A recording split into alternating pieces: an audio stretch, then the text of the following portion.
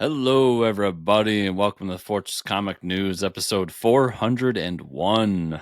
I'm one of your hosts, Chris, alongside my co-host here, Mike. Mike, how are you recovering from this flu season?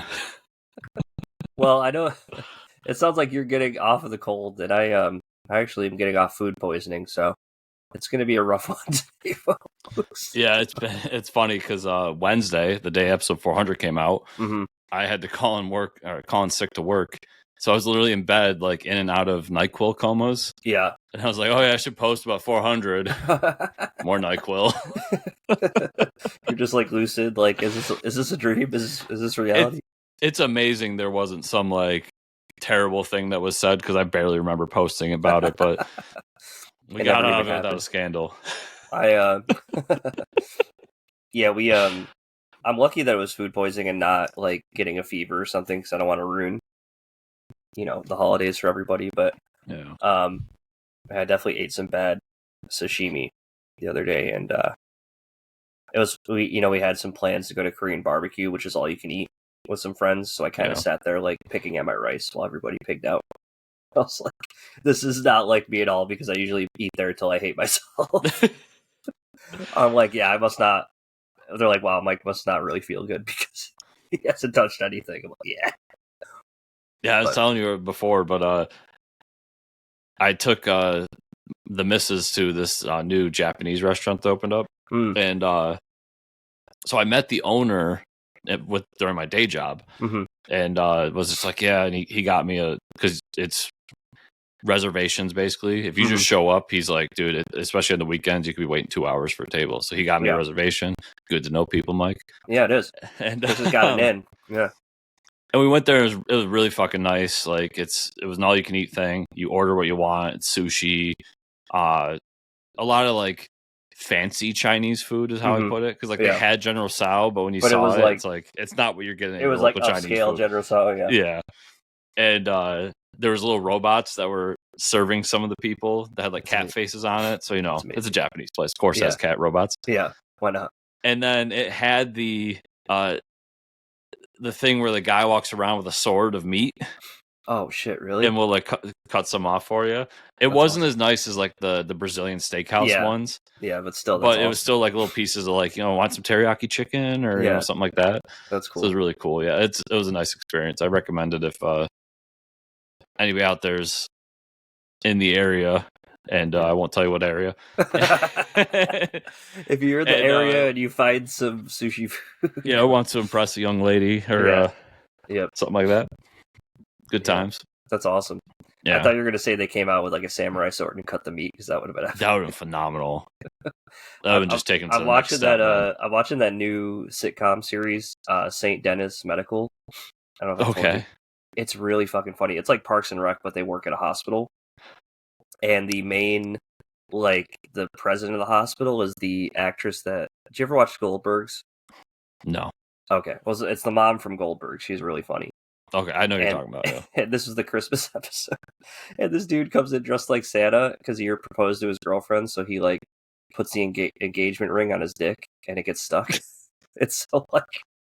The surgeon in the show is, like, a big tool. He's hilarious, but he has, like, katanas on his wall in his office. They're like trying to figure out ways to like cut the ring off, and he's like, he like walks in the room with a samurai sword. He's like, "What the fuck are you gonna do with that?" He's like, "No." He's like, "I've been trained with the katana." It was amazing. I was just gonna say it, Mike. That's either a lady with big fingers or a guy that's not so well endowed. Yeah, that's what they're saying. They're like, that's what they say when it comes in. She's like, she has really big fingers. Yeah, we make fun of her. We call her carrot fingers. It was like, what the fuck? That's just what he says. Yeah, it was hilarious. And like, they set up a room where they had a dummy. They had a dummy and like a hot dog sticking out with like a ring on it to do some test runs, and he's like chopping at hot dogs with the samurai sword. It was fucked up. That's good to hear. I've been afraid to try it because like that style of show goes one of two ways. Yeah, but there's two that I love. It's Office and Parks and Rec, the ones that are like absolute bomb. Yeah, the best ones. Yeah, bangers. But yeah, it's good to hear. Maybe I'll check that one out. Yeah, this one's been really good. It's been a lot of fun so far. It's like 5 episodes or so. Yeah. So you remember last week we were talking about that new DC podcast? Oh yeah. Okay, so I tried it. Yeah, those fuckers. Okay. You tried it, and what is it bad? It just don't. It's total PR spin. Like they have people who pretend like they don't know what they're talking about. It's like it's two people who are Hollywood people, and then they bring in the comic guy. Oh yeah.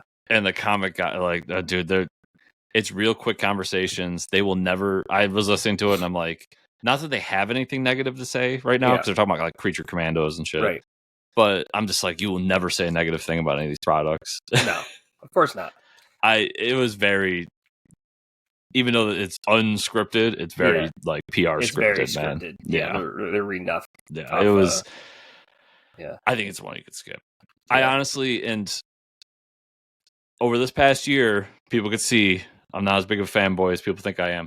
I will say, compared to what Marvel puts out for their like PR podcasts, it's just night and day. Marvel's is way better. The way it's set up, talk comics and stuff like that. Yeah, it's more comic based. They will talk about everything else, but they bring in the comic creators to talk about it, and it's very positive. Like they will not say anything negative either, but I don't know. It feels more like genuine, like it's a fan talking about it. Where this feels like people who just want to be podcast famous. Yeah, they're just paid to gloat about things. Yeah, and it was too short. Like they couldn't get in any real conversations, so it was.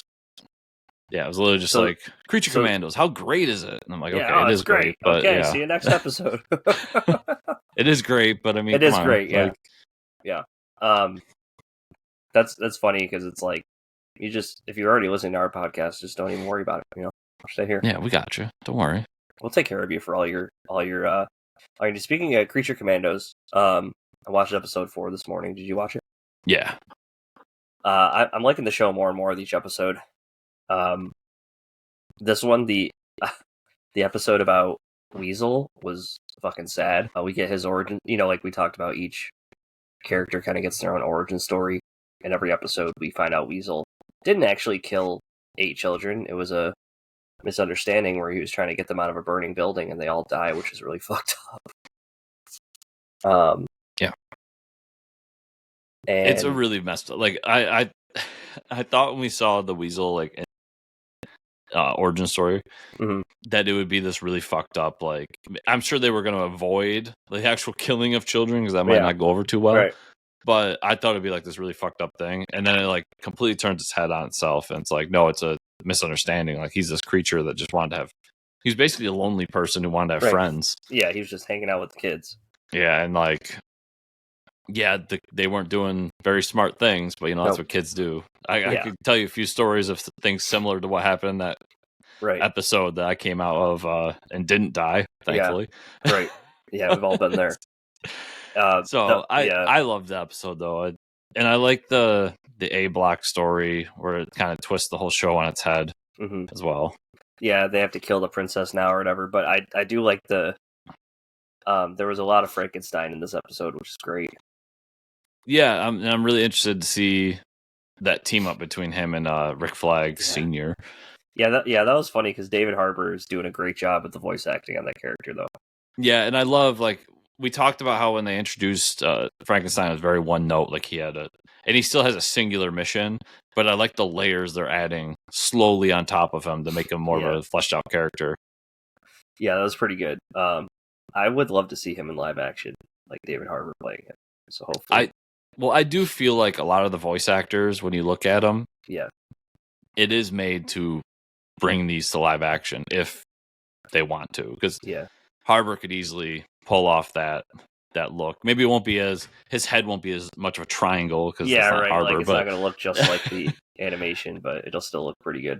But definitely, like Frankenstein being this big brooding guy, like Harbour's a pretty big dude. Like we see him as Red Guardian as well. So I would love to see a lot of these characters come to live action. I think they're doing a great job with it, and it's just interesting the way it all turned its head. And I thought it was funny too that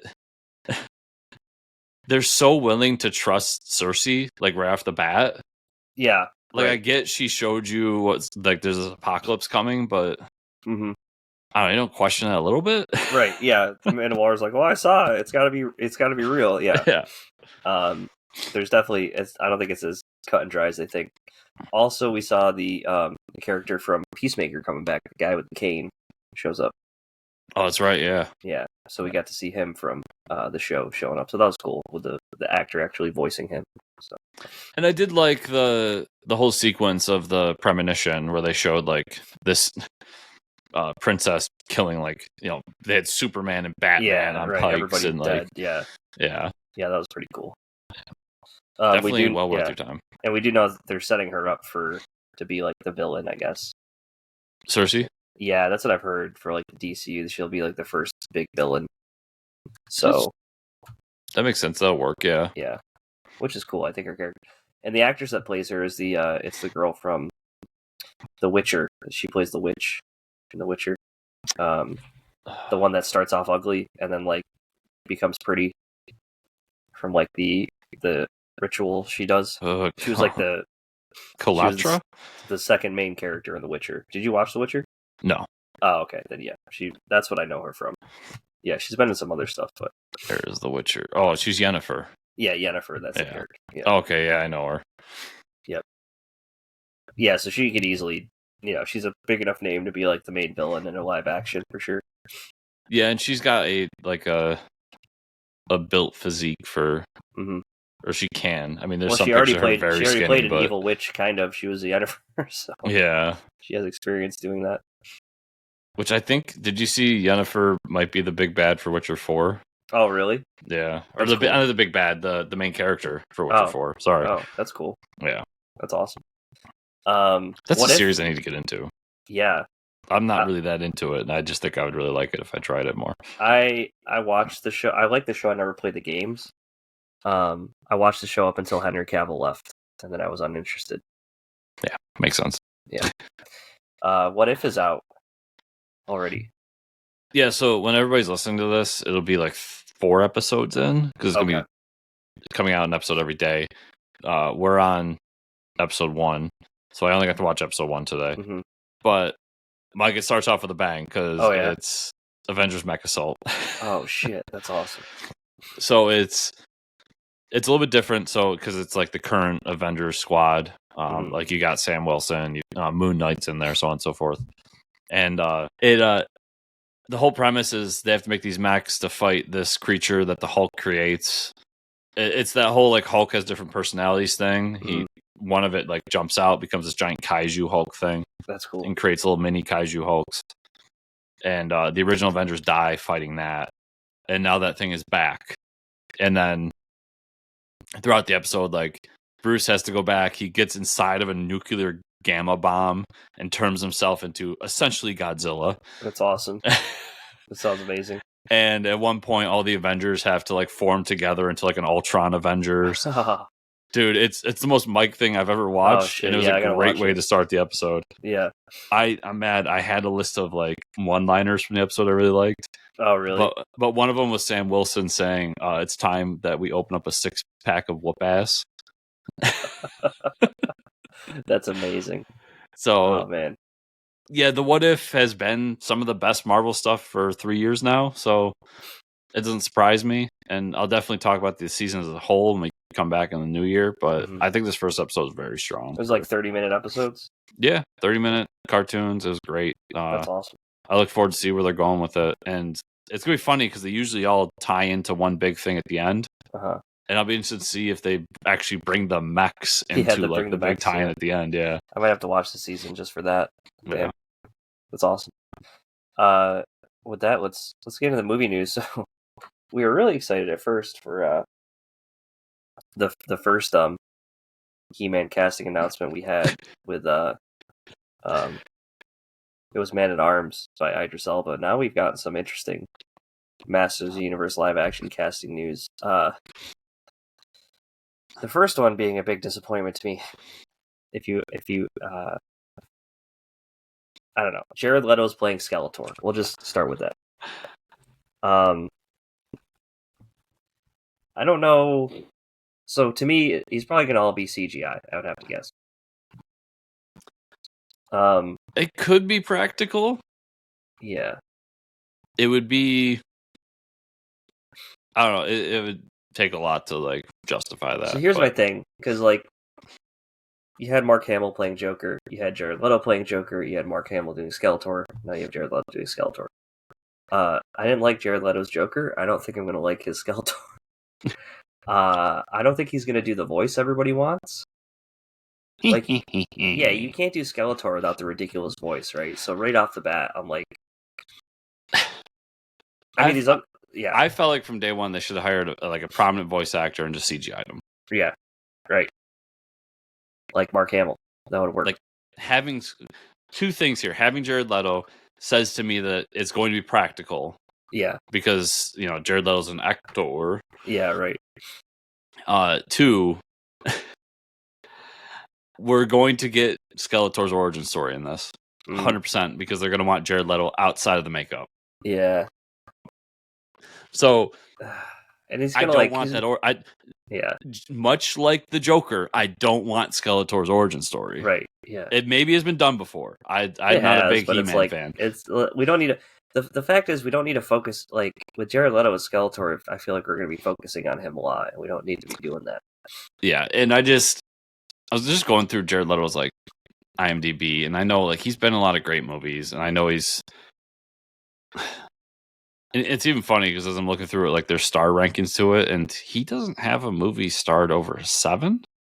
Oh, really? Oh, Requiem from a Dream is 8. So, and I don't count like Fight Club. Like he was in that for what, like 2 minutes, right? But yeah, so it's weird to me. He's known as this great actor, but it seems like a lot of his movies aren't really well liked. I haven't seen a ton of them. Like I know Dallas Buyers Club. Dallas Buyers Club is supposed to be really good. Yeah. Yeah, and that won a bunch of awards, but even that's not ranked that high. So what I do know him from is his nerd culture stuff, and Morbius is a disaster. Yeah, that we don't. Yeah, Morbin time. Yeah, come on. His Joker stuff I just thought it was terrible. Like, he tried something that failed. So why would I have any faith that he's going to do good as Skeletor? Yeah, it's like I wish it wasn't a big name. Like putting a big name in such a iconic villain like this. We don't even know who He-Man is yet. It's funny because you don't need one. Like, has Marvel taught you all nothing? And even we're going to talk about it in a second, but yeah, what James Gunn's doing with Superman, like the guy playing Superman is not a big name, right? So we don't need big names in this movie, but having somebody like Idris Elba as a side character, yeah, that's cool. Or what? It's fine. Your main crew, you don't need a big name for. So it doesn't make a ton of sense to me to bring in Jared Leto as Skeletor. I'm not thrilled about this. I will say, I always withhold the right to change my mind if he's really good. Yeah, but maybe he will be. I mean, crazier things have happened, Mike. But as we stand here today with just casting news and nothing else, I can say I think this is a bad decision. Yeah. The other casting news I'm okay with. You have like Sam C. Wilson from House of Dragons. He's going to play Trapjaw. Again, another side character. Mm-hmm. Hafthor Bjornsson. He's from the Northman movie. I probably saw him in that as the Goat Man. Koja Atta from In the Gray play Triclops. I just think it's awesome we're getting all these characters on live action. So, yeah, and I'll say I think it's amazing we're getting Triclops. Yeah, that's awesome. Even Goatman too. Come on. Yeah, and it's also I kind of understand it. This feels like one of those IPs where you might only get one movie.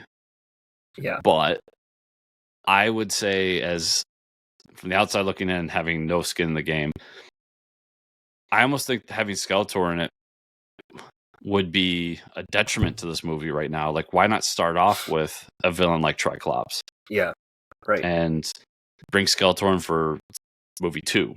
Right. But, yeah, it's just cool that these characters are going to exist in live action. And I'm assuming in today's day and age, a more accurate version of it from the cartoons and everything. Yeah. I am interested to see who's going to play He-Man. And yeah, that's going to be the big news when it pops. And I'm sure the way the casting's going, and I've been following it a little bit, it seems like, yeah, it's coming. And then that'll know if they're going to be CGI'd He-Man or not.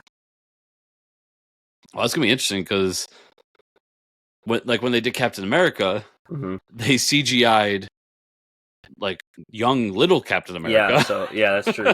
So we'll figure it out if he's going to be CGI'd smaller or CGI'd bigger. Yeah, it's That's right. Or I mean, well, it'd be tough to do two different people, but it's you're right. I didn't even think about that. It'd be interesting. Yeah, it's going to be like a Captain America situation for sure. Yeah. All right, let's talk about the elephant in the room. The Superman trailer dropped this week. I think I've watched it about 25 times. Looked at all the screen caps of all the different characters. I loved it. I think James Gunn nailed it. It's an amazing trailer. We get glimpses of pretty much all the characters. The whole JLI is in there. Nathan Fillion with his awful haircut playing Guy Gardner was amazing. So I posted online. I know it's comic accurate, everybody. I get it. He looks so fucking doofy. Oh yeah, he does. It's not even funny. Like it's almost on the edge of bad. But that's my only criticism of the whole thing. Well, I mean, I'd be mad as hell too with a haircut like that. Yeah, the suit's good. I love the suit. The suit. He also, good. I'm sorry, Nathan. We love you. He also is like starting to look his age a little bit. So that's. But also, I know they're doing an older L. Jordan, so maybe that's on purpose. Yeah, and I guess he's going to be in the Lantern show too, so we'll see. I don't know how you're going to do a serious show with that haircut, but maybe he'll cut it. Maybe he'll buzz cut it or something. By the end it's so funny though, trying to explain it to my dad because him being like very casual with this stuff. Mm-hmm. He goes, "That's not Green Lantern." I was like, "It's one of so many Green Lanterns." It's Dad. One of the thousands. So. And I showed him a picture of him from the comics, and he just like, "Oh, that's an actual thing." I'm like, "Yeah, trust me." We get a close up of Metamorpho, which is cool, and it was all practical makeup, which is interesting. For like a split second, we get a screen cap of him, but it's like a who am I trying to say from Guardians of the Galaxy? It's like Drax makeup. Yeah, you probably didn't catch him because it's like a white-faced guy that's bald, and you can slightly tell that there's purple and orange on him, like the comic accurate style. So, that was my. Mm-hmm. Oh, okay, yeah. I saw it, but I didn't connect the dots when I saw the movie. Yeah. So we got to see a lot of people. First off, the trailer's starting off with like him landing and like bleeding. At first, I was like, "Here we fucking go, another Zack Snyder film." And then when he whistles and you see that puff of smoke, I like started crying because I was like, "This is fucking Crypto." Like I do it. Real quick, that's been one of the things I've seen criticized the most. Mm-hmm. Is that opening? Really? And I gotta say, it's James Gunn understands the internet more than most people out there. Mm-hmm. That was a genius move. It was. Because he wanted it to be memed. Oh, yeah. And the Yamcha meme has been a thing for a while now. It has, yeah. So I thought it was a great way to start it just because I'm like, I saw right away, I'm like, he's trying to get a meme out there. That's all he's trying to do. And he did. It got so much publicity. And then Crypto running with him was amazing. We get to see him he looks really good as Clark Kent, I think. Yeah. And real quick again, Crypto right away. Yeah. That also I felt like was James and crew understanding the moment. Mm-hmm. And coming off of Guardians of the Galaxy, the first thing I saw was Crypto's a good boy. Yeah. Oh yeah. which he is. Yep. But yeah, it was that whole intro was just phenomenal how he laid it out. And the music. So it's the guy who did the music for 28 Days Later. I can't remember his name, but he's worked on some other stuff too. I think he worked on Guardians of the Galaxy. He's worked with James Gunn a bunch before. Mm-hmm. So they had the original Superman theme in there, which is amazing. Yeah, I think we get to see Lex Luthor. That was cool. He's bald, thank God. Looks like Lex Luthor. That's all I needed to know. Instead of LexCorp, it's called Luthor Corp, which was interesting. Just a weird change. A change I didn't understand, but I'm sure it'll be explained. But I was thinking about it, like, maybe it's not his company yet. Maybe it's his mom's company or something. It's still coming up. Maybe his dad's still around. Yeah, who knows? Yeah. It almost looks like the JLI is like as like opposing him to like where he's doing his own thing, kind of. There's so many good shots of the trailer, like the slow-mo shot of him like saving the little girl is awesome. Yeah. the amazing, like him and Lois Lane romance. Like this is what we needed in a Superman movie, like the original Superman movie, right? So that looked really good. Yeah, it's an amazing trailer. It doesn't give away too much, and it gave me a lot of hope for the movie. I can't wait to see it. It's going to be amazing. Yeah. I like the idea that once again we're skipping origin and we're going straight into the story. And yeah, it seems like him and Lex have been fighting for a while. The JLA's around, so that hints that the Justice League's been around. That Superman's not like a new entity, right? I want to see them explain Superman having like shit thrown at him and people hating him. Yeah, because like he did something wrong. Yeah, we just saw that in Zack Snyder's version, and I wasn't a fan of it there. Yeah, so I'll criticize that. I mean, for now, we'll see how it all works out. And what was it? Oh, Mr. Terrific looked great. Oh yeah, Mr. Terrific looked awesome. Yeah, you get a glimpse of Hawk Girl. That was cool. As like a teaser trailer, I thought it was near perfect, and it did everything it needed to do. And I'll be excited to see. I'm assuming we're gonna get the official trailer at the Super Bowl. Yeah. Oh man, that'll be sick.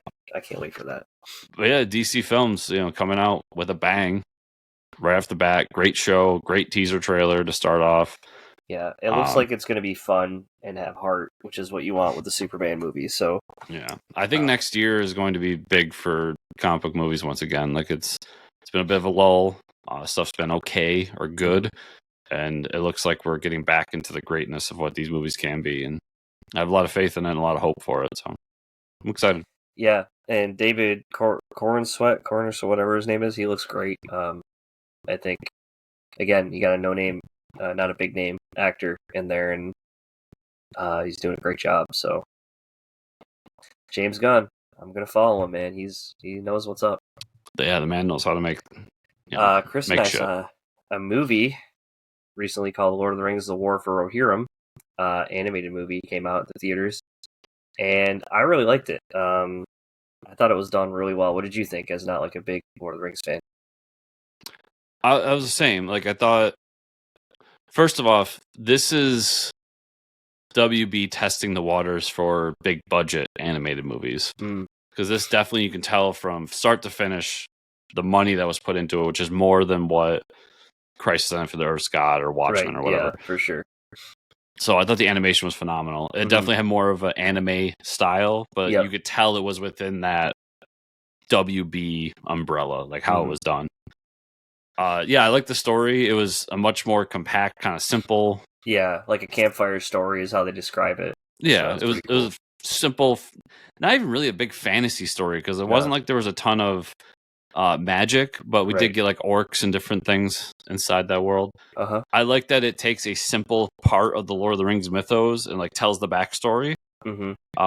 I feel like Lord of the Rings is a universe where they could delve deeper into some of those little backstories and tell cool little things like this. They could definitely do a lot more of these movies, for sure. Yeah, and then all the characters are great, like from top to bottom. And it's funny, just when I was thinking back on it, like how simple, and it's true to life and it's true to just all fiction, but how simple the transgression at the beginning was. Like people just mad about a wedding, and then shit hits the fan and ends up being in this giant war. Yeah, it's making this whole war over it. And then they had the stuff in there for like the movie fans. I mean, they use the music from the original trilogy, which is great. And then having like Saruman show up and like give his speech was pretty cool. And then the connection to like Gandalf at the end. I'll say drop into Gandalf. Yeah, so that was pretty cool. Intro was great too. I want to say, you don't have to be a huge Lord of the Rings fan. I am not a huge Lord of the Rings fan. To really place yourself in the world right away, because they right off the bat they show kind of an overarching thing. They do a little monologue at the beginning telling you where this is all taking place.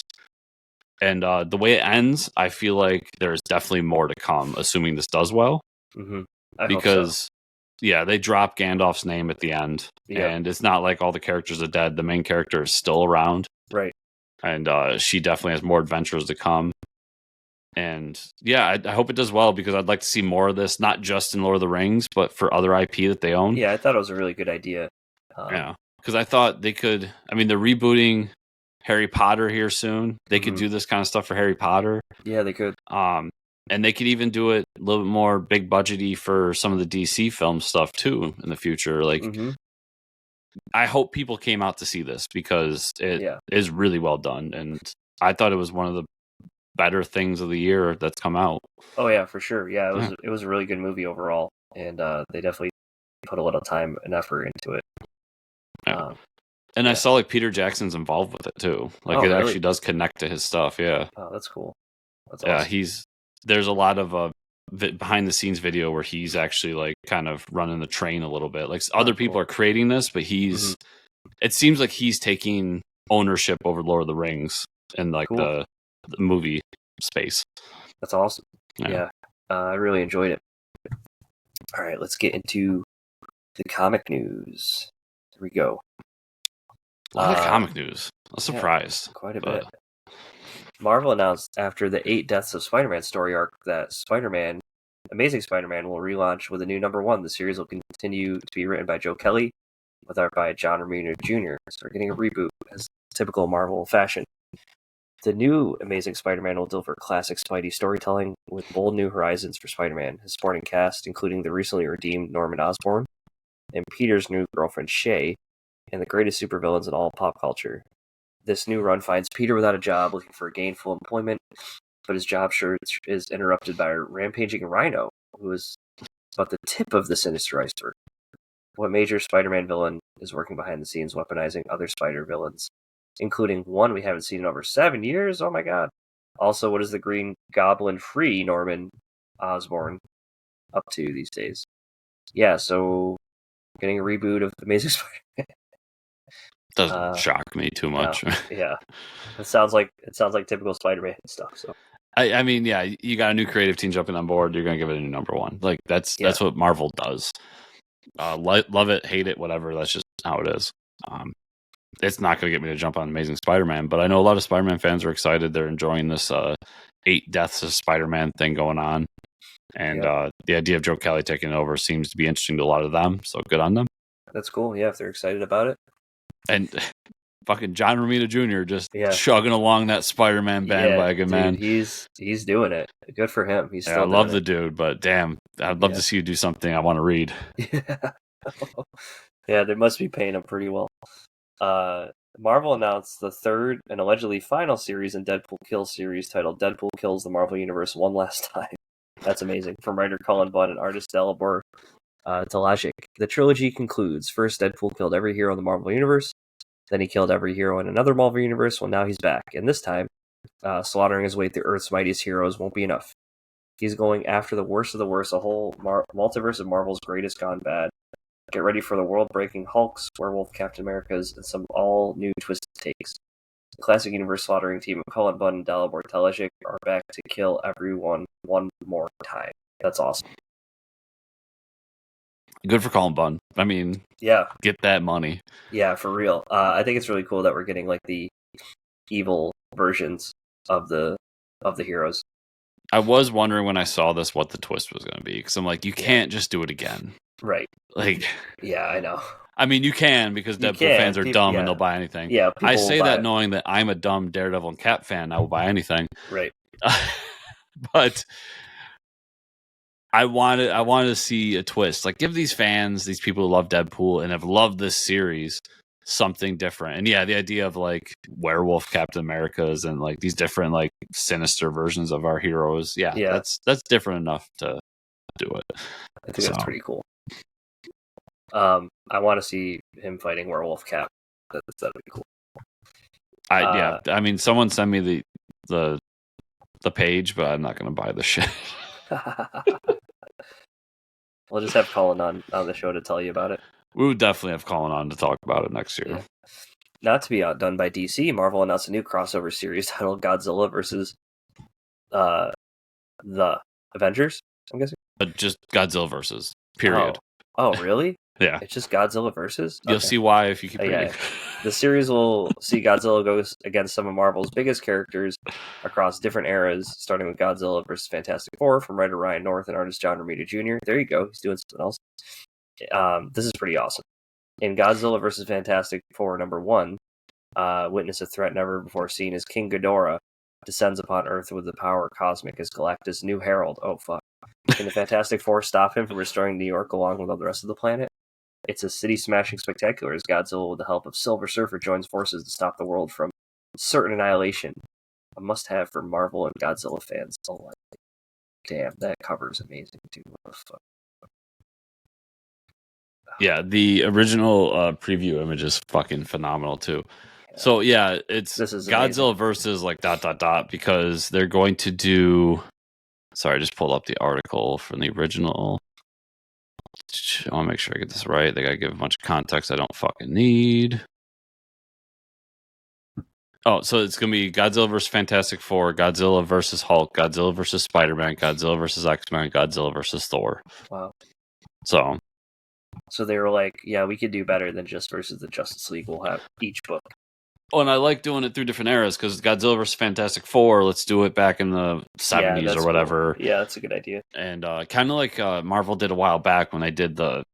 What was it called? Was it called Decades? Or I remember Chip did one, and they did the Fantastic Four one that Mark Russell wrote. Yep. And to do that makes it a little more interesting for me because you can do different versions of Godzilla. Because it's all... This is Toho Godzilla, where DC's doing their MonsterVerse Godzilla. They're doing the other ones. So we can do different versions of Godzilla throughout time and show the different eras of Godzilla in this Marvel event. I'm super excited for this. Like, right off the bat, you're doing King Ghidorah, probably my favorite Godzilla villain. Yeah, he's pretty badass. And giving him power cosmic with Galactus. Like, fuck yeah. That was a great idea. This is going to be one of those books. I know both of us are going to read all these one-shots. And you got John Romita Jr. doing the art. Come on. Yeah. And that's the thing, too. They're all one-shots. Different creative teams. So I like that you're doing Godzilla vs. Fantastic Four. Bring in Ryan North, who is the guy behind Fantastic Four right now. Right, exactly. Make him do it. Yep. I'm sure when we get to Thor, it'll be Al Ewing or whoever's writing Thor at that point. X-Men will probably be Jed McKay, so on and so forth. Like, there's a lot of possibilities here, and I'm really excited for it. It's a great idea. Get more Godzilla books out there. Please. Yes, and next year's like the year of Godzilla, man. We're getting Godzilla ongoing title with continuity. We're getting this. We're getting another Godzilla versus Kong versus Justice League. Yep. Yeah, we're going to be... It's a good year to be a Godzilla fan. Yeah, we're going to be eating good. Oh, boy. Marvel announced another X-Men crossover. They'll go on in 7 of their ongoing X titles called X-Manhunt. Great. Saga kicks off when Professor X breaks out of Grey Malkin prison. Sewing division and discord among the different mutant factions for his crimes against humanity at the end of Krakoan Age. Charles Xavier remains a heavily guarded inmate at the Mutant Detention Center, built at his former school, a cruel punishment he was willing to accept until now. Driven by a mysterious new purpose, Professor X frees himself from captivity to undertake a mission of personal significance. He has no time to lose, as telepathic virus wreaks havoc on his mind and those around him. The hunt for the most dangerous mutant in the world begins. Professor X desperately calls on his X-Men. Some are ready to forgive, others are not. And while his once loyal followers clash to decide his fate, the X-Men's founder will be forced to reckon with his tarnished legacy once and for all. Yeah. All right, you guys are doing an event with your 30 books. It's crazy. So yeah, I was looking it up. I obviously neither of us are reading this. Yeah. Not happening. But I wanted to know because right off the bat I'm reading this, I'm like, wait, Charles Xavier, Manhunt? Like, why is he in prison? Apparently at the end of the Krakoan Age, they made him basically genocidal against humans. Oh, wonderful. Yeah, he was possessed by Sinister, Mr. Sinister, and then when they found out they got rid of the Sinister mind fuck, he just started killing humans anyways. So apparently Xavier no longer cares about the keeping people together and being nice. What an asshole. That seems very true to the character. It doesn't seem like it's going to go bad at all. This is a book you'll be reading. Marvel announced a new Illuminati comic series with a twist titled Pool Illuminati from writers Zach Gorman and Alex Quasarano with artists Todd Knock and Enid Balam. The elite pools assemble. There are those who hold power and those who hold the secret power in the world, those who shape the world around us, who pull the strings unseen. They are the Pool Illuminati. Or wait, no, that's the Illuminati. So what the heck does Pool Illuminati do? Too secret, but Wade Wilson is about to find out. The most elite Deadpools across multiverse assemble, and they need the 616 Deadpools. But will Wade, with Ellie's help, prove himself worthy of Pool Illuminati? And even if he does, will the conspiracy theory uncover spell disaster for pools everywhere, plus a princess and Ellie Pool short by Guasano and Balam? Sure. I love that it's in there like 800 times. Yeah, Pool Illuminati. Yeah. Sure. I hope you were joking because there's no fucking way I'm reading this. Yeah, I know. No, Chris isn't reading this shit. No, I get it. I mean, Deadpool's huge. Movie just... If you're a Deadpool fan, this is a fun book. Yeah, it's becoming... Deadpool's becoming Spider-Man or Batman-esque, where they're just going to pump out Deadpool stuff because people love those movies and let's make money. And I get it. But it's not going to be for me ever. Yeah. Yep. I got nothing really to add. This is exciting from DC. I'm excited about this. They announced a new Secret Six series from writer Nicole Maines and artist Steven Segovia. In the wake of Absolute Power, the Justice League has returned. The war criminal Amanda Waller is in prison, and things are finally back to normal until dreamer John Kent and Jay Nakamura discover that Waller has somehow vanished into thin air from her cell. Wow. With no leads and nothing but questions, the three are forced in an uneasy alliance with some of DC's most ruthless supervillains. Catman, Deadshot, Black Alice to find Waller and reclaim the infinite trove of secrets locked in her head. At the same time, they'll need to uncover their roles in the larger chess game without letting their own individual secrets tear them apart from the inside. Yeah, you had me with Catman in Secret Six. I'm so pumped for that. I'm a huge fan. I've never read any Secret Six. Damn, there's some really good stuff out there. Yeah, I've heard nothing but good things, but I've never read any of it. So yeah, you got to check it out, dude. Yeah, this won't be where I start. I'll tell you that now. But it's something that I've heard really good things, and it's like an idea that sounds interesting. So I'm there for it. It's time, money, effort. Yeah, right. But there's so many books out. I think Gail Simone's run is like the one that everybody that was says. a good run back in the day. Yeah. Yeah. So I think it's 6 or 12 issues. You know what'll happen is DC will reprint it. Yep. And that's when I'll jump in. There you go. Yeah, they'll have to reprint it. They're like, oh, Secret Six coming out. We got to reprint this stuff. Yeah. So eventually I'll check it out. But yeah, I thought you'd enjoy that. I've never read. Oh hell yeah, anything. I love Catman. And I'm not like joking about it. He's a great character. DC Comics has officially announced their upcoming crossover series titled DC X Sonic the Hedgehog. As reported before, the series will be written by Ian Flynn with art by Adam Bryce Thomas. DC X Sonic will be in comic shops March 2025. It's a crossover event unlike any other. The monster's dark side crosses dimensions to invade the world of Sonic the Hedgehog, seeking the ultimate power, of course. Sonic and his friends have saved everything from mad scientists and ancient spirits, but the forces of Apocalypse may be too much for them. Thankfully, the full heroic might of the Justice League arrives to back them up. Don't miss part 1 of this unique crossover event. What do you think, Chris? So I know we talked about this months ago because it was like leaked. Yep. Officially announced by DC, so I wanted to talk about it mostly because that cover is amazing. Yeah. It's pretty wild. It's crazy that they're taking it so seriously. But yeah, the cover with all of them and like tails like flying behind it is amazing. It's great to me because Ian Flynn wrote Sonic the Hedgehog for a long time. Yeah, I believe he helped write the Sonic Frontier video game too. Oh, cool. He's been in the trenches for Sonic, and for them to give him Darkseid, I thought was really funny. Yeah. And it doesn't surprise me he's taking it seriously because he just loves this IP. I remember years ago we had him on the show years ago, and we talked about a lot of it. Mm-hmm. Yeah, I'm so down for this. This is one of those fun, good crossover. Like, do more of this. This is what I like. It's a good idea. And to have it be Sonic the Hedgehog, which the movie is like the biggest movie in the world right now. So yeah, it's the third. Yeah, it's a good time to do it. It's pretty popular right now. So I'm super excited about this, and like I said, it's worlds colliding for me. Like, never thought this crossover would ever happen. So that's awesome. Here we are. And if there's not a Sonic the Hedgehog, the Flash race, then Ian, you have failed at your job. There has to be. Yeah. If not, then come on. It's the only time I'm going to root for the Flash to stick around. Like, come on, let's go. No, he's going to die immediately. It's an event book. It's not a crisis. It's not a crisis. Or is it? Or is it? The Sonic Crisis. Image Comics announced a new series from writer Matt Rosenberg and artist Stefano Landini called We're Taking Everyone Down With Us. We're Taking Everyone Down With Us follows a 13-year-old Annalise who's left alone in the world after a mad scientist's father is killed by the world's greatest spy, now alongside her dead dad's robot bodyguard. Annalise has a choice: try to lead a normal life for the first time ever, or seek revenge and maybe overthrow the world in her process. Yeah, sounds pretty cool. Matt Rosenberg's a great writer. It might be one to check out. It sounds dope. Yeah, it sounds really cool. I mean, it's a spy book, kind of. Yeah. So, and from the cover, it looks very noir. Yeah, so I'm in, and you had me at Dad's robot bodyguard. Yeah, right. That's all I needed. Yeah, but yeah, it looks really cool. I love the cover. The art seems phenomenal. So, Image coming out with some bangers right off the bat this year. Yeah, they got a few in a row here. Yeah. New horror series from writer-artist Tyler Boss called You'll Do Bad Things.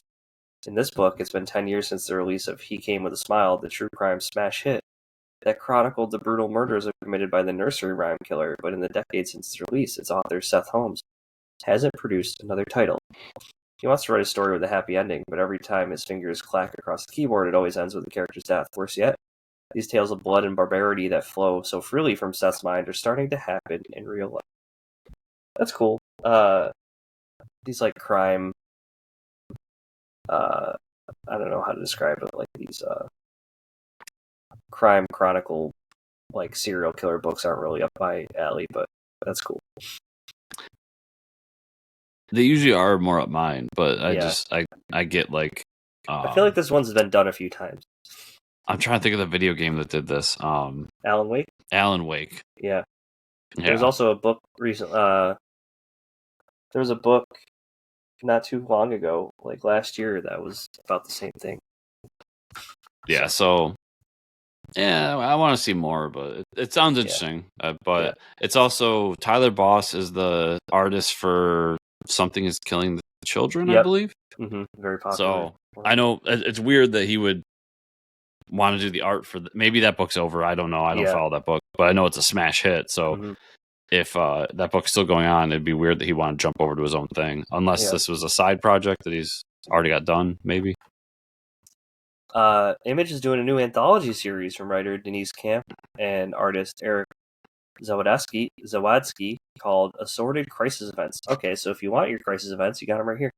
In Assorted Crisis Events, time is having a crisis. Mingling in the red light district, you can find actual cavemen, medieval knights, and cyborg soldiers on leave from World War IV. Victorian debutantes amble their way to cell phone stores, confused and bewildered. What is a data plan? On their way to work, bleary-eyed commuters get trapped in time loops, assaulted by alternate reality versions of themselves, trying to avoid post-apocalyptic wastelands. And look, the 315 bus just took the wrong turn into the Neolithic era. Rising Stars Camp and Zawadzki and Eisner winners Belair and Atsmain Elhau, are proud to present Assorted Crisis Events, an ongoing zigzagging anthology series about the compromised clicks of our clocks. Full of one-shot stories, both beautiful and ugly, tragic and redemptive, surreal and somehow all too familiar stories of people and reality in crisis, trying to keep it together while the world is falling apart second by twisted second. Yeah, it sounded good, but I feel like they're trying to be too, like, that ending there is like too artsy fartsy. You know what I mean? Where they're like, it's going to be tragic and redemptive, surreal, and somehow all too from. It's like, just say it's going to be a anthology series about people dealing with time loops or something. That's all PR speak. Yeah, I think it sounds really cool, but also Dennis Camp is he's the writer that's kind of helming the Ultimate universe right now. Like, he's doing the Ultimates. He did the one year in book. Yeah. So I feel like this is him cashing in on some recognition a little bit with a cool idea. So yeah, it's not a bad idea. I'm gonna check it out. I think it sounds really cool, and like just having all these different things mingle. It'll be interesting how he pulls it all together, and a lot of things depend on it because anthology books usually are not really my thing. Outside of some, like, obviously I like holiday stuff and all that, but just regular anthology books can be tough for me. So it'll be with a weary eye, but yeah. I'll be checking it out. We'll have to wait and see. Yeah. Dark Horse announced a new Witcher comic titled The Witcher, the Bear, and the Butterfly from writer Simon Spurrier, artist Stephen Green. Geralt travels to a remote town where vampires are rumored to be killing townspeople. The bounty has amassed all manner of monster hunters, and among them is another Witcher from the School of the Bear, a fierce competitor for the reward. So that's a cool thing about Witcher. You could do these stories that are like out of continuity, right? Yeah. I've heard the novels are really good as well. I mean, we talked about the video game a little bit. Yeah. And Dark Horse has been doing a lot of comics with it, so like I said earlier, this is just the IP like I want to dive into one of these days because I feel like I would really enjoy it as we talk a lot about like how I enjoy dark fantasy and stuff like that. It feels like down that rabbit hole, so maybe one day I'll boot up Witcher 3. So, yeah, there you go. It's a lot of time sink though. I'll get to it one day. Yeah, that's the problem. Is all the stuff I like is time sink, so it's tough to. Dark Horse Comics announced a new series titled Arcana Royale from writer Colin Bunn, and artist AC Zamudio. Hudson Tremaine is a streetwise gambler who has siphoned money from every high-stakes game in Vegas. She's made a name for herself, but she's also made more than a few enemies in gambling underworld when she's invited to play in the most underground card tournaments of all, the Arcanos Mysterianos. She realizes the stakes are higher than ever imagined possible. Imagine a clandestine poker tournament where magicians, demons, demigods gamble using a set of mysterious tarot-like cards. These games shape the fate of the world and many worlds, for good or ill. The game has always been played in secret, hidden from the prying eyes of mortals. Until now, Hudson has always been willing to bet on herself, but playing for the fate of all humanity is something she's never anticipated. That sounds pretty cool. Colin's got a good idea there. I'm going to start taking notes of all of Colin's books coming out, so I don't have to research it later when we have him on the show. I know, it's going to be like 30 more books. Yeah, it sounds like a cool idea. I just don't... in a crowded space, it's one of those ones that's probably going to fall off my radar. Many books. Yeah, it's good on him, though. Tons of books, and they're usually really good, so there we go. We got one more. We got his cash grab book with Deadpool, and we got he's doing his own thing at Dark Horse. Yeah, good for him. We got one more from Dark Horse. Announced a new 2-part comic series from writer Mike Mignola. And artist Bridget Connell called Lady Baltimore Daughters of Medusa. Following the events of 2021's Lady Baltimore, the Witch Queens, and 2023's Lady Baltimore, The Dream of Icalos, Lady Baltimore, The Daughters of Medusa, throws readers back in the supernatural world war against occult Nazis. Sophia Baltimore and her team of adventurers travel to Paris to investigate reports of spies and soldiers being turned to stone by a Gorgon, and Lady Baltimore defeat the monster without becoming one herself. Cool stuff. So I'd seen this book around, and I'm always like really interested that Mignola is still doing like stuff at Dark Horse because Dark Horse is so thankful that he created Hellboy there. Yeah, they just let him do these things. But I was like, this actually sounds really cool. Yeah. They're all 2-issue, 3-issue books, so I feel like... And it got Nazis in there, Chris. Yeah, I mean, that's what got me right there. Sold. Occult Nazis, Mike, not just regular Nazis. The bad of the bad. Side story, I started playing the Indiana Jones game, and just away, like... Yeah. just him Nazis. Fighting Nazis, I'm like, fuck yeah. Yeah.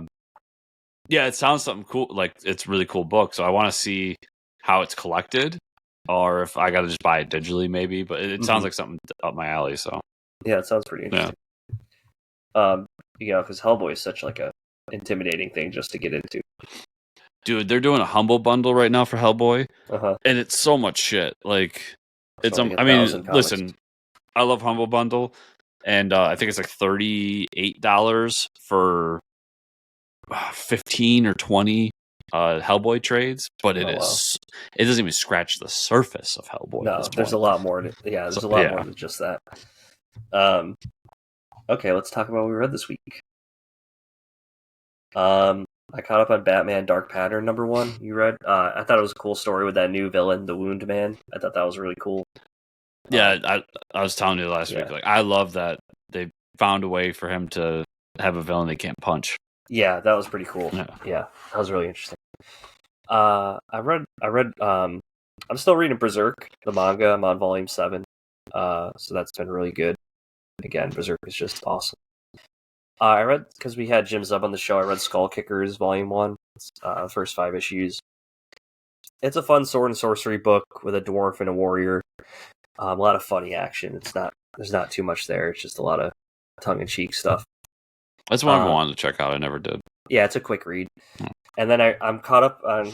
I'm up to Conan, Volume 2, so I read up to issue 9. There's a whole arc with, like, zombie Conan, which is really good. Yeah. That was pretty awesome. The book that I didn't think would blow me out of the water this year, but New Gods #1. Okay, damn, let's talk about it. That art, Evan Cagle, or whatever his name is, holy shit. This has to be the best drawn book I've seen all year. That, like, intro with, like, the New Gods and the, like, it was just amazing. So Ram V's writing it. I'm a huge Ram V fan. I thought it was a great first issue. Orion is tasked with killing Barda and Scott Free's kid. He gives them 7 days and leaves after Scott tries to talk him out of it. He's like, "No, All Father says I have to kill your kid because there's, like, a bad omen coming." And apparently there's well, it's not Mr. Miracle's kid. It's a different kid.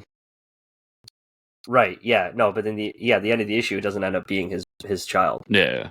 Yeah, so he says that we have to kill your kid, and then we see this other kid getting these crazy powers that looks like she's going to be her own new god, or he's going to be his own new god, so it's not Scott's kid.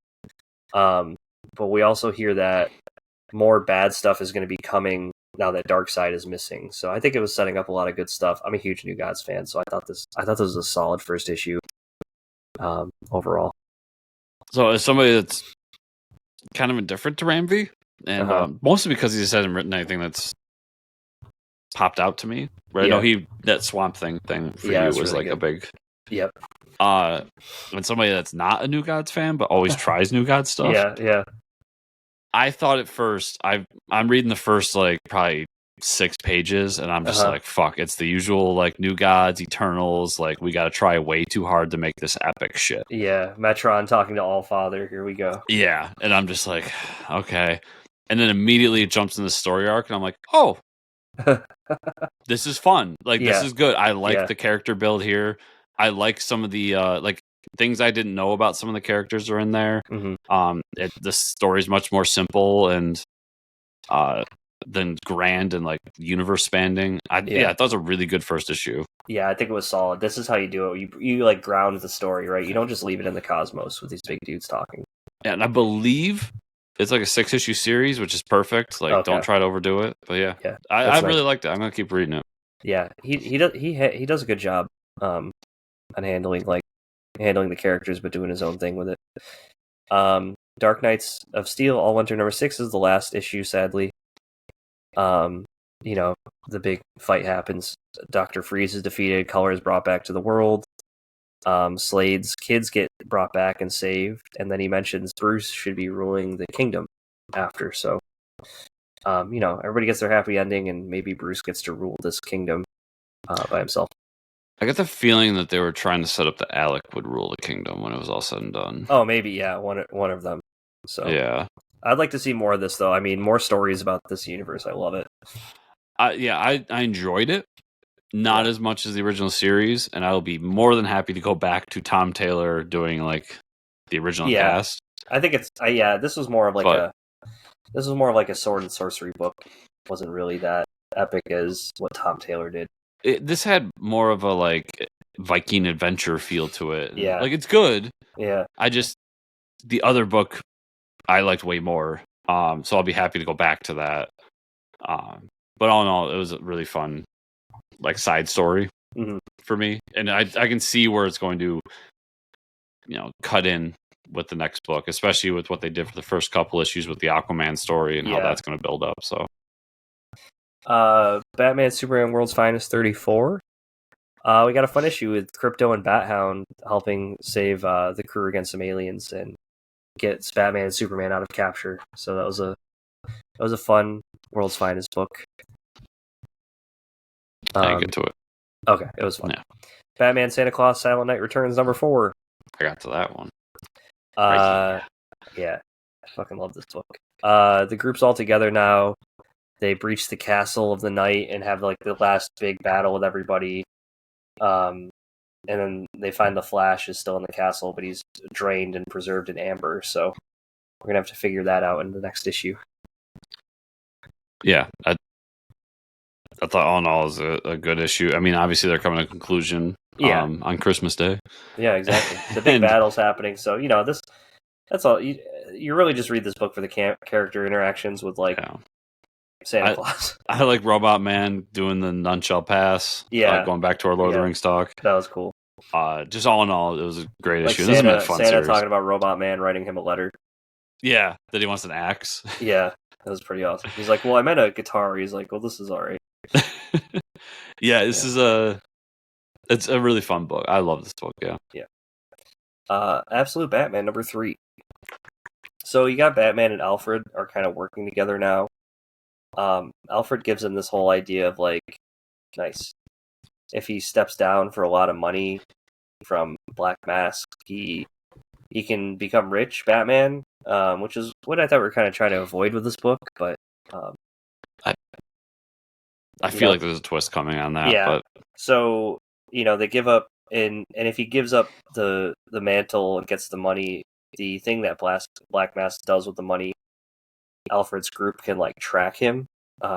And then we talk about these black site prisons that they've opened. They're called Arcs, and the one, they're all designated by different letters, and the one in Gotham is obviously called Arc-M, Arkham. So, where they're housing a lot of awful people, and we see some more of Black Mask. He's kind of he's not just a thug with a mask on. He's got a little bit of a weird supernatural twist on himself, I think, with that mask that he's wearing. All in all, it's an interesting take. I'm interested, like you said, I don't know if he's going to get the money, and then we'll have to see what happens. I think he's accepting the deal to get the meat to then take him out. And if he does take the money, I feel like this version of Batman, it's going to go to his group of friends or something to help them with their endeavors. Because we got the whole Riddler with the AI thing, which was really fun. Yeah. Book's really great. If they do just give him money right off the bat and go forward with it, it will sorely drop in my... that would kind of disappoint me if you're going to do it after 3 issues, Yeah. To do it all with this book, you're doing something different, stick with it. So I hope that they are, and I hope this is just a twist along the way. But I thought the issue altogether was really good, though. Yeah, it was. Action Comics 1080. You got Soups and his friends trying to put all the Phantom Zone escapees back, and the guy who was ruling in the Phantom Zone originally breaks out, and now I just put Supergirl story. Wow, still no reveal. So we're about 10 issues into that fucking Supergirl story with no reveal on who it is. I look forward to catching up and then telling you why did it take so long to reveal this. Yeah. Plastic Man no more number 4. This is the conclusion. I thought it was an overall good ending. Instead of blasting his son with a nuke, he decides to push him away and keep him safe. We hear that Plastic Man is supposedly dead, and they're explaining to the Justice League that he's dead. And the son doesn't want to. He tells the Justice League he won't join them. But then we see Plastic Man is alive as a hand, running around, which was funny. I thought overall this was a fun story with Plastic Man. I really enjoyed it. I'm way behind on that book. I read issue 1. I haven't read anything since. It's really good. Yeah.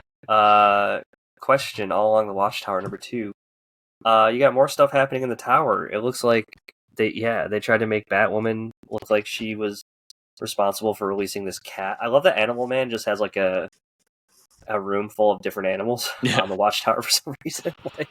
No explanation why. More Animal Man, please. He just has a zoo on the Watchtower with these exotic animals. And one gets out and mauls a guy, so that's great.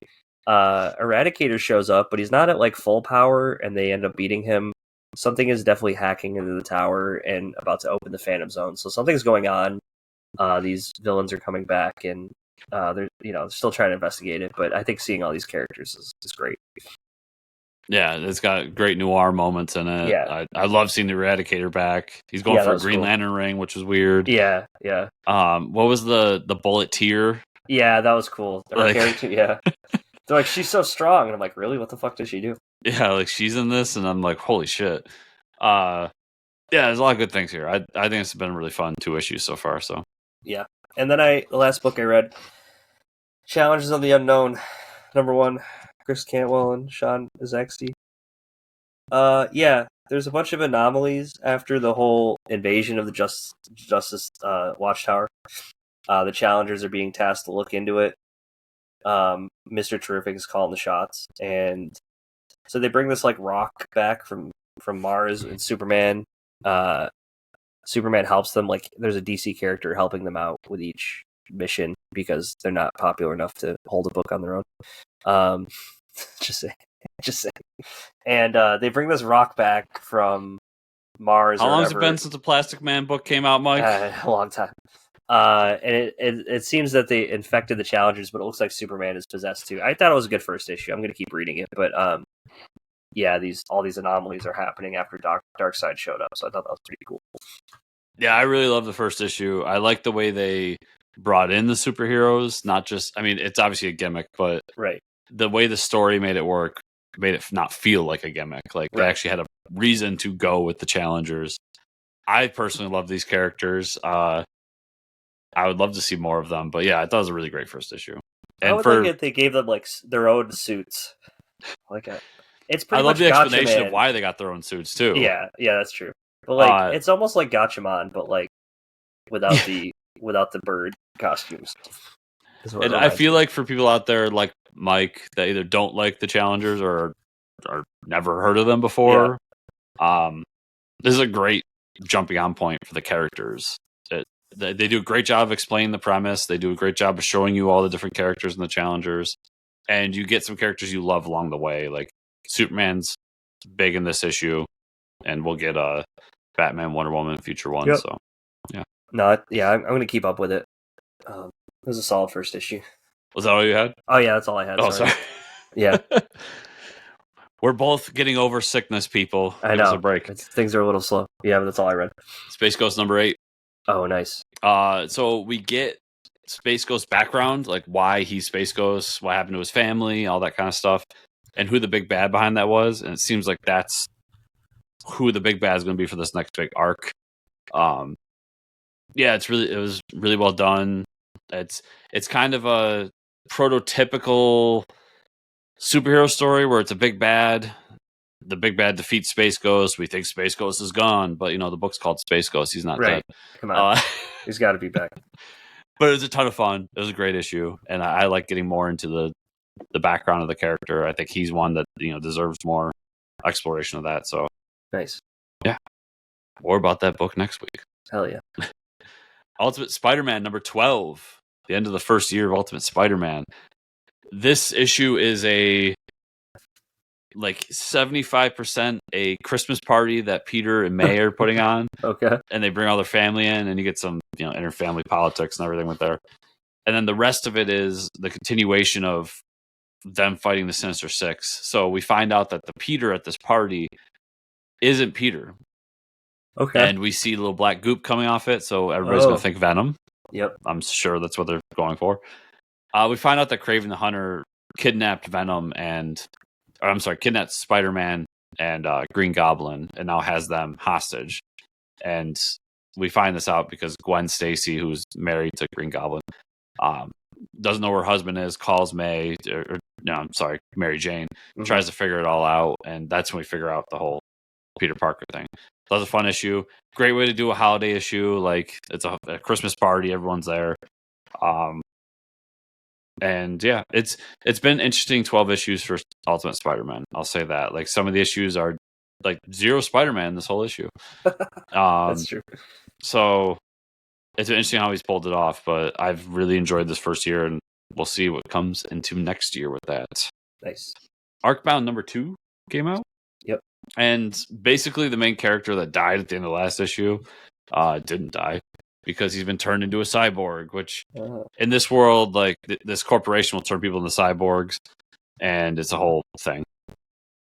We find out some underground person turned this guy into a cyborg and wants him to help fight against the corporation that he was working for.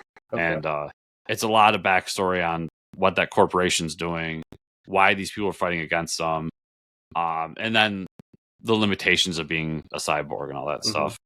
So there's a lot of intrigue in this. It goes a little bit deeper than some of the stuff I'm saying, but they're definitely slowly laying groundwork for a universe, which is what Arcbound was supposed to be. Yeah. And I'll just be interested to see further. That first issue was really dense. Yes, and this one, kind of dense too. Like they're doing a lot of building, so take that with what you will. But I'm enjoying it so far. I wouldn't say it's jumping up my list or anything, but it's not dropping either. So okay. And then the last issue was a one shot, which was Green Lantern, Green Arrow, World's Finest Special #1. Oh, yeah, I did see that came out. Yeah. So right off the bat, it tells you on the front, everybody. And I'm saying this because I'm the idiot who didn't realize this. This is a new tale from the hard traveling era. So it takes place in the past, and it's Ollie and Hal on their road trip, and they get pulled over, and who pulls them over? Deathstroke. And right there, I get confused because nobody knows who Deathstroke is. And we're like, who's this dude? Yeah, right. So I'm like, wait, what? And I had to go back and be like, oh, yeah, okay, it's in the past. And basically, Deathstroke's working for the League of Assassins. League of Assassins sends him out to kill these two. They fail. They end up getting him back, but he gets away. And then the second story in there, also written by Jeremy Adams, is Green Lantern, the Flash, once again with Deathstroke hunting down the Flash now. Yeah. And at the end, it shows you this is a prequel story to the new Teen Titans book. So I thought it was really well done. It's a lot of fun. If you like those old issues of Green Lantern, Green Arrow, it's definitely worth checking out. Nice. So. And Mike, I believe that's everything I read this week. So where can people find you on the internet? You can find me at Fortress Ricker on Twitter/X. Where can they find you and or the show? You can find me at Fortress Chris on X or any other social media network. Also at chriscomicscorner.substack.com. And you can find the show at Fortress Pod on X and other social media networks, as well as fortresscomicnews.com. And if you want a sports show, like, subscribe, share, comment down below. 5-star reviews for the podcast version. And patreon.com/Fortress Comics. Thank you all so much for watching and or listening on this Christmas day. We'll see you all here next week.